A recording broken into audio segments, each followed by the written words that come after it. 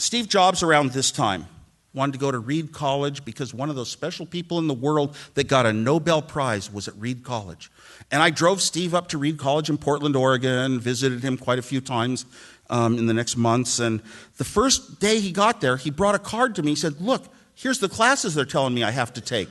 And I looked at it, and it was literature, and calculus, and, or some kind of math and history. It was the normal stuff that you take. And I said, yeah, that's what you get when you go to college. And he said, oh, no, he thought you go to college and you take Shakespeare and quantum physics and all these neat things. And so he didn't go to classes for the first week. He just sat in this tent with his girlfriend in the dorm. And I thought, I could never do that. I could never be that brave. Well, Steve was more like a true hippie of the day, a counterculturist, kind of going through life with a lot of friends, and everybody lives on nothing and has almost nothing, no money, and just some sandals, and lives the very, very, very simple life. And so I admired all the counterculture thinking of those days, but I didn't become it. I was still going to be middle of the road, feet on the ground, an engineer, have a home someday, have a family, but I really admired the thinking. My head was very free and open. So he somehow talked them into letting him stay at Reed College for a couple of years with no money for dorms and no money for tuition, but they liked him. If you're persuasive and people like you, you can get a lot of things.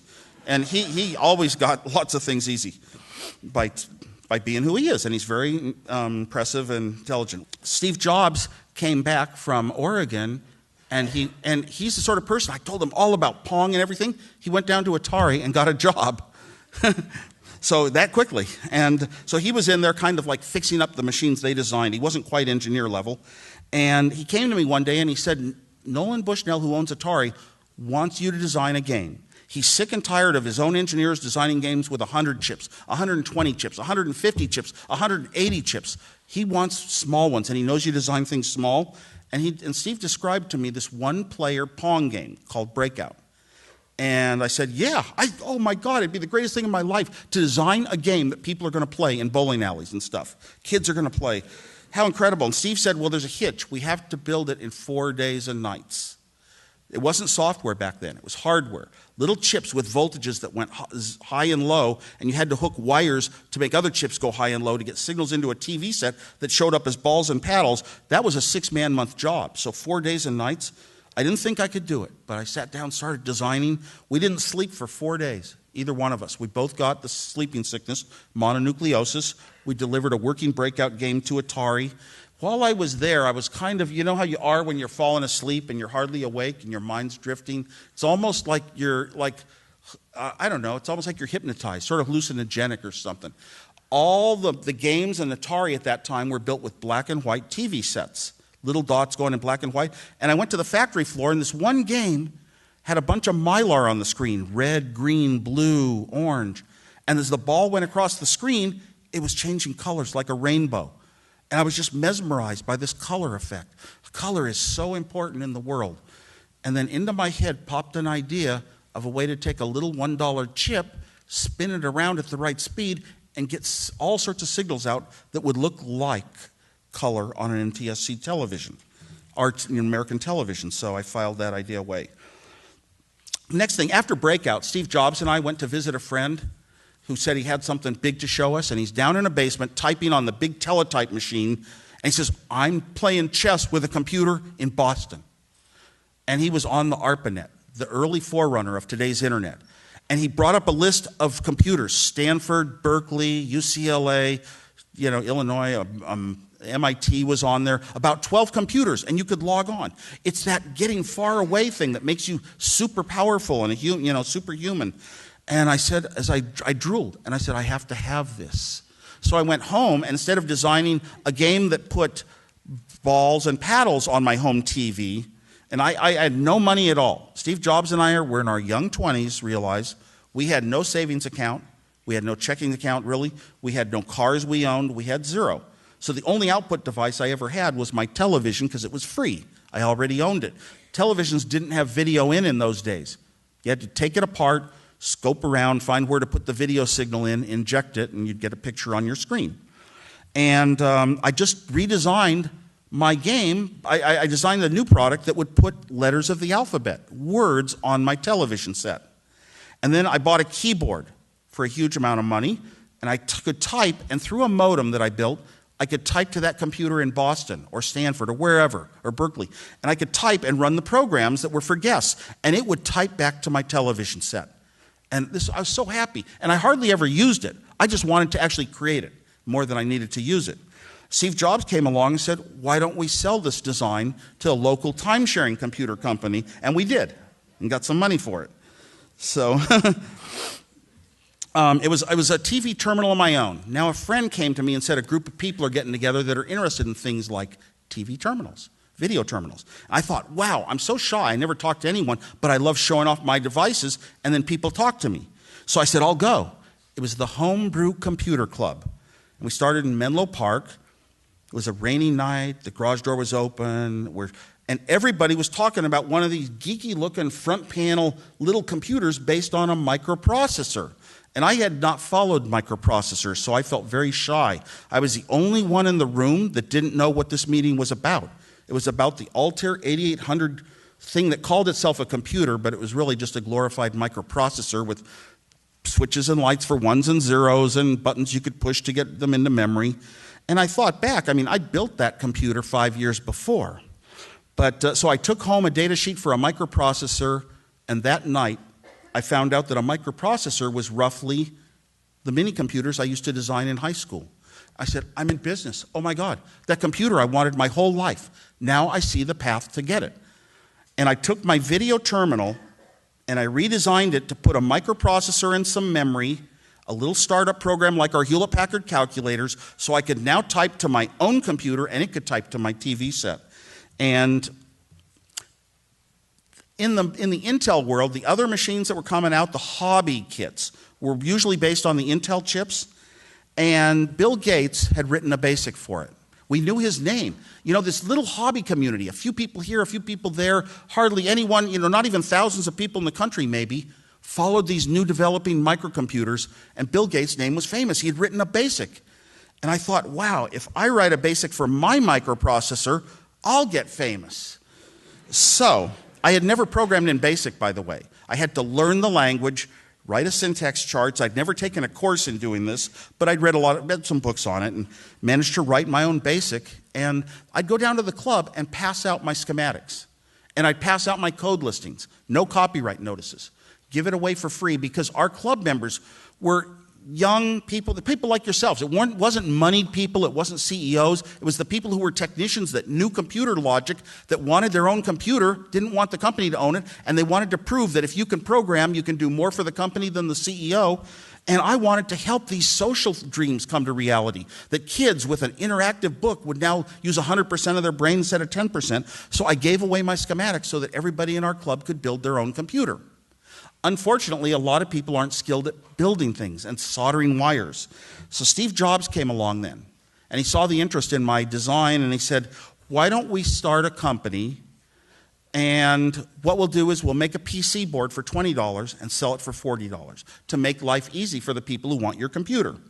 And we'd have to invest a certain amount of money, and I didn't think we'd get it back. And he said, yeah, but for once in our lives, the two of us will have our own company. And so I said, well, everything I do belongs to Hewlett-Packard, my employer. I'm never going to leave Hewlett-Packard. I'm going to be an engineer for life. This is an engineering company that respects engineers, that came from engineers. We engineers at the bottom of the org chart actually come up with the new ideas for products. And I implored my company, Hewlett-Packard, to please build a machine that looks like a typewriter, that you can actually run programs on, and they turned me down, the first of 5 turndowns.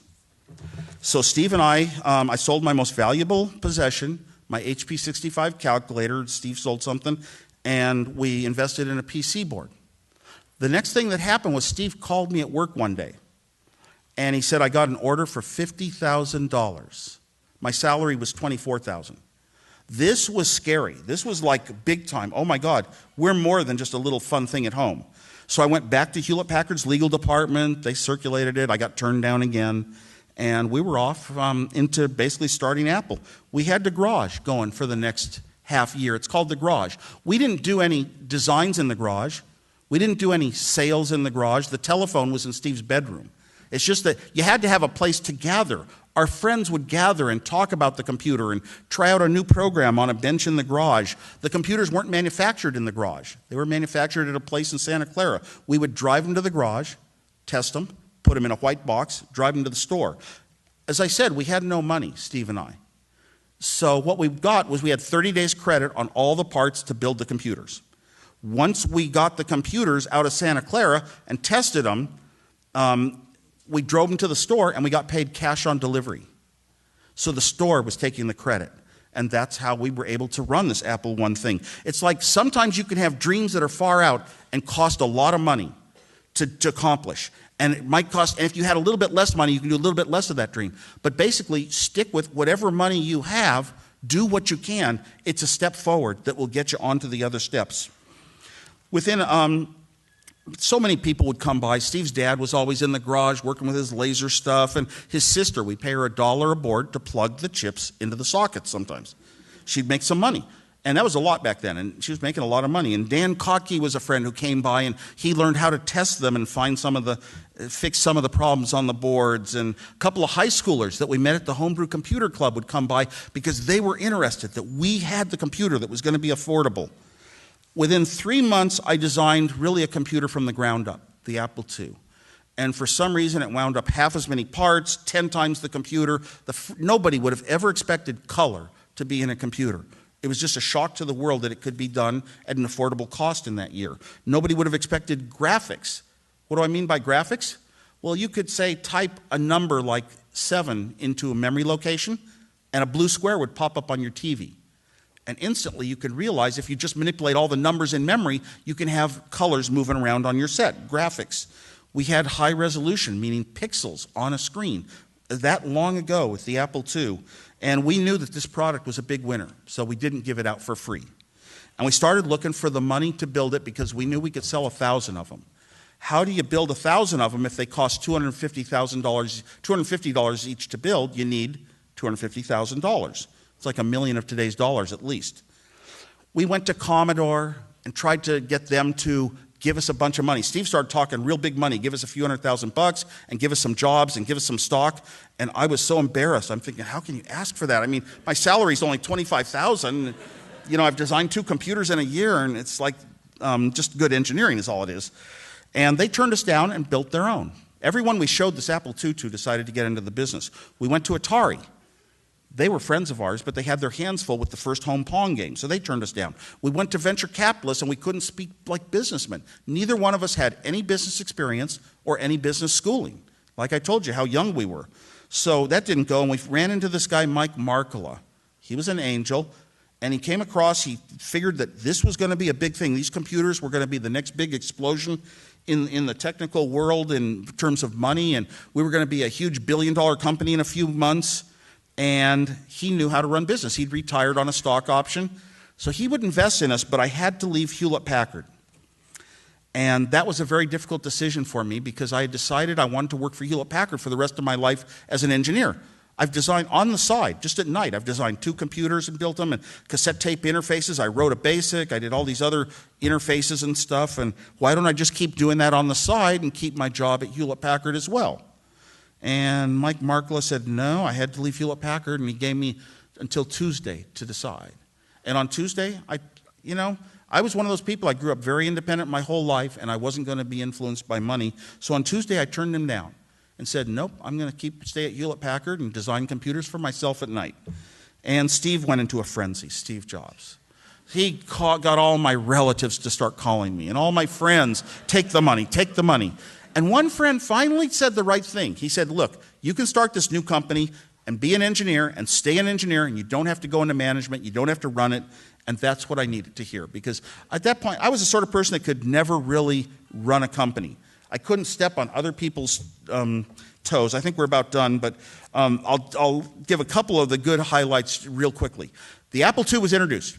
Started selling very well, kind of took over this little hobby computer world, but it was a completely built product. Take it out of the box and start typing on it. It used a cassette tape to store your programs. After 1 year, we were allowed personal computers to go to the CES show in Las Vegas. Las Vegas, the city of lights. I'd never been to it. And I wasn't going to be going, but I said in a staff meeting, I said, if we have a floppy disk, can we show it? And Mike Markkula said, yes. That gave me 2 weeks. If I design a floppy disk in 2 weeks, I get to go to Las Vegas. You can't get better motivation than that. The real breakthrough came from a person trying to write a checkbook program with checks month by month and realized that he had really a financial forecasting tool, the first spreadsheet called VisiCalc.